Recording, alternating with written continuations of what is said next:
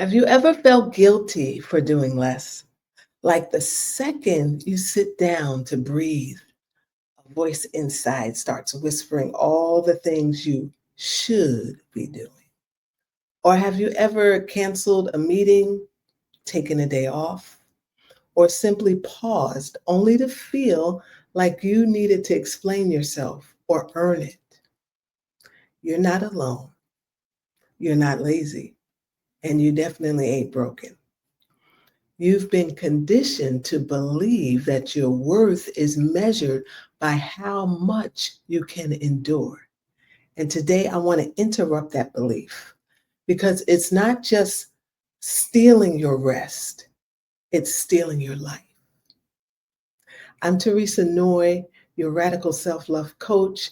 I work with high achieving women who are ready to stop performing their worth and start living from it. And I'm here to tell you, rest is not a weakness. It's not indulgent, and it's not a luxury.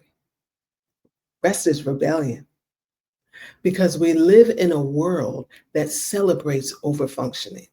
It glorifies exhaustion. We live in a world that tells you if you just push a little harder, if you work a little longer, if you sacrifice a little more, you'll finally be enough. But here's the real story. When you've been praised for always doing, always producing, always being on, rest doesn't feel natural. It feels unsafe. It feels like you're breaking a rule you didn't even realize was running your life. And in many ways, you are.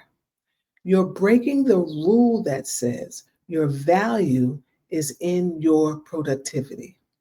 You're breaking the rule that says you have to abandon yourself to be successful.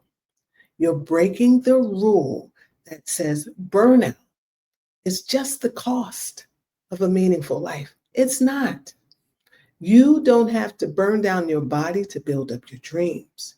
You don't have to perform your way into belonging. You already belong. And because this runs so deep, I want to offer you 3 powerful ways to start letting go of the guilt that rises up when you choose to rest. First, interrupt the performance pattern. Like most high achievers have been performing for so long, they don't even realize it's a performance. Like finishing one more project, answering one more email, then, saying yes to one more request, and then I'll rest. But what if you didn't wait?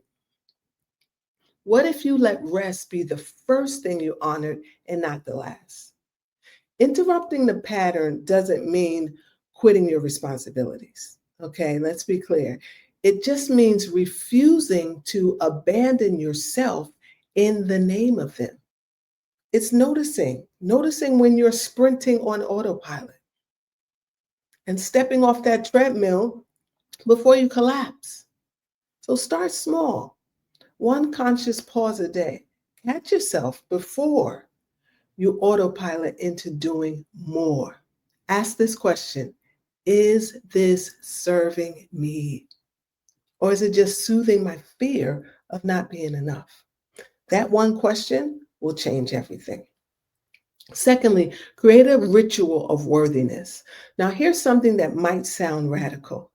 You don't need to earn your pauses. You don't need to earn your joy. You don't need to earn your peace. They are your birthright. And one of the most powerful ways to rewire your relationship with rest is to build tiny rituals into your day that remind you of your worth without tying it to output. This could be something like lighting a candle before you sit down to eat. It could be stepping outside just to feel the sun on your skin for 90 seconds. That's my favorite. It could be taking 3 deep, deliberate breaths between meetings. Nothing fancy, nothing productive, just grounding, just presence.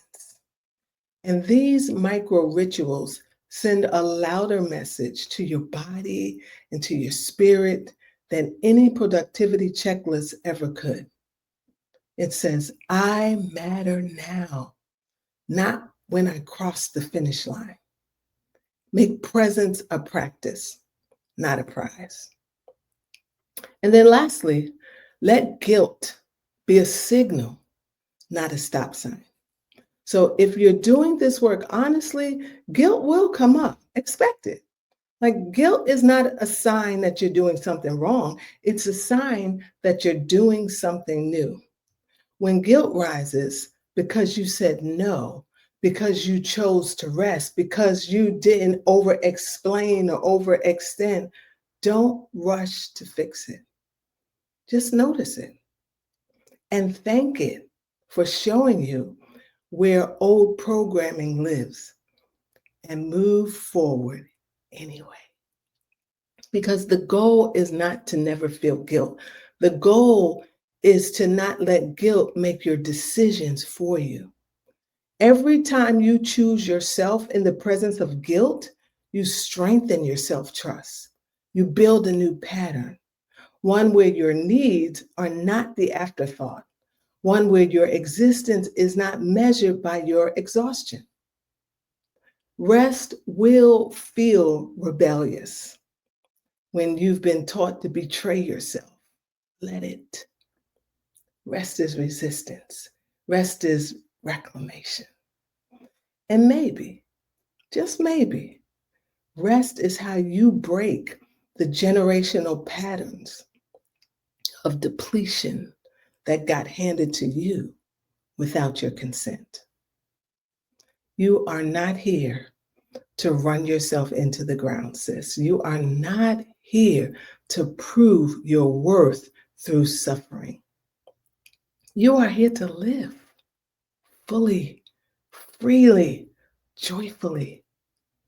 So the next time guilt creeps in, trying to convince you to prove yourself, I want you to say out loud, I am worthy because I exist. I choose rest because I trust myself. Because your life is not a race.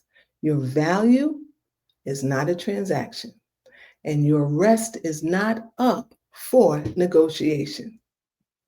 Now, if this stirred something in you, I invite you to take one sacred pause today. Not because you finished everything, not because you earned it, but because you are worthy of it. Now, always. I'll see you in the next video.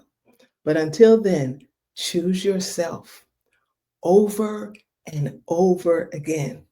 And remember, your rest is powerful. Your rest is necessary. Your rest is enough.